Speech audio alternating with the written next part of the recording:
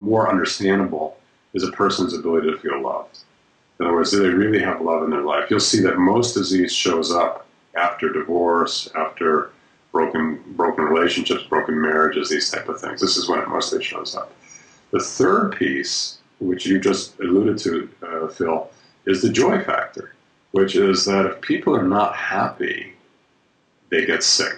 And we know that. There are studies that show that if you're not happy, the immune system is depressed. If your immune system is depressed, you will not fight disease, and you'll get sick. So joy is a key piece to the whole thing. So you're right, absolutely. When did you first realize that you were clairvoyant? Well,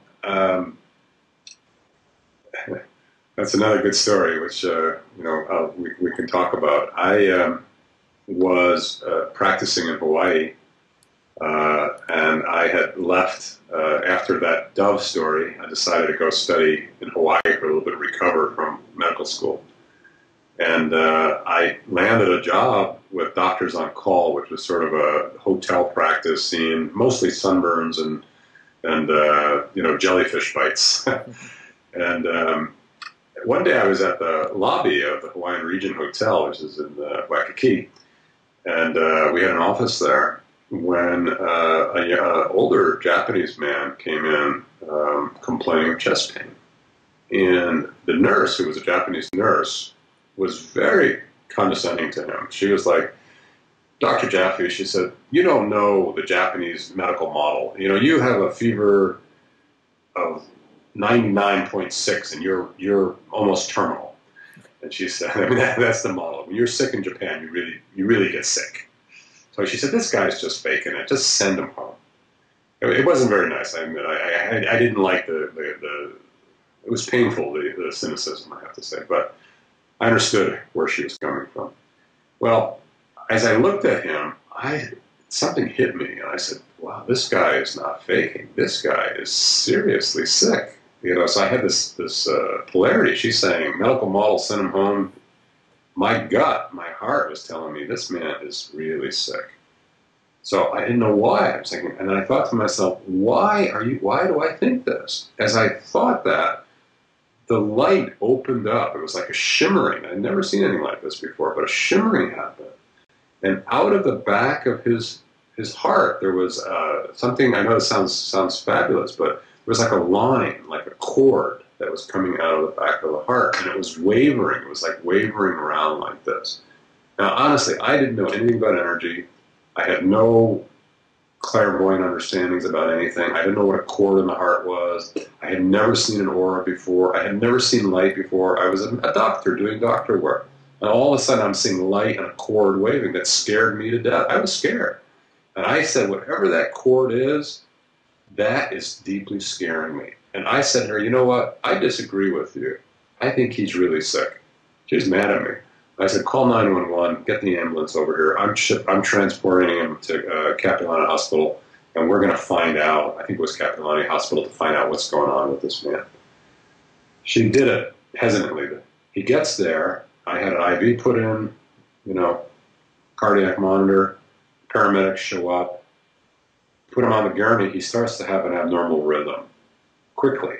They start to get nervous. They give him some drugs, lidocaine, whatever it was. They transport him into the lobby of Hawaiian Region. We were on the few floors up. He gets downstairs. He goes into a full myocardial infarction, cardiac arrest in the lobby, and dies in the lobby of the Hawaiian Region. Never made it to the ambulance. Got to the hospital, was pronounced dead on arrival. So I walked out of that and I said, "You know what? There's a world here again, this world of energy and light, this, the dove story that is so profound that, we're just, allopathic medicine, we're just on the surface of something much larger here." And, that became my life's journey. I've spent the last years learning about that. And that actually is an eerie premonition of your own experience with heart disease, which led you into Sufism. You got that right. I actually spent a lot of time exploring what I call the life cord. And the life cord is that cord that was wavering in the back there. And when I was 36, I started to get very tired. I was just, I couldn't even walk anymore. I was like, I'd try to walk up one or two stairs, and my heart would hurt, and I was tired, and I was starting to feel fatigued. I couldn't move. And I happened to look in the mirror one day. At that point, I could see the life cord pretty much on anybody I looked at. I had opened my clairvoyance so I could see it. And I'm looking in the mirror, and my life cord's wavering around. And I realized that I was in serious, serious trouble. And one of the things about the life cord is that the life cord pulls out of the body. So it normally, like if we looked at somebody like us who are in good health, God willing, the life cord's inside like this. Okay, when that life cord gets out like this, the person is entering into a disease process that's serious. I mean, in other words, that this is something that will end their life if it's not cared for. When the life cord gets out to about like this, which is 6 to 8 inches, they are at end stage. In other words, they are very close to death. In my case, I was up at 6 to 8 inches. I was sitting in that level. Wow. So again, there's ways of determining from the life cord many things, such as pretty much you can get a sense of how, if there's no intervention, how fast a person will die. You can calculate it. With intervention, it changes it. So that was actually how I found Sufism. I realized I was dying. I realized that I was a healer now. I had my own school, spent 10 years healing.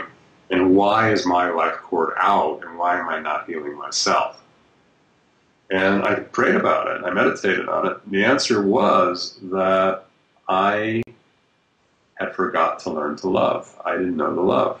I was conscious. I was doing Buddhist meditations. My consciousness, I could see, and I could experience light and energy. But that didn't mean my heart was open. It didn't mean that I knew how to love. It didn't mean that I loved myself, loved my family. I didn't. My heart was not that open.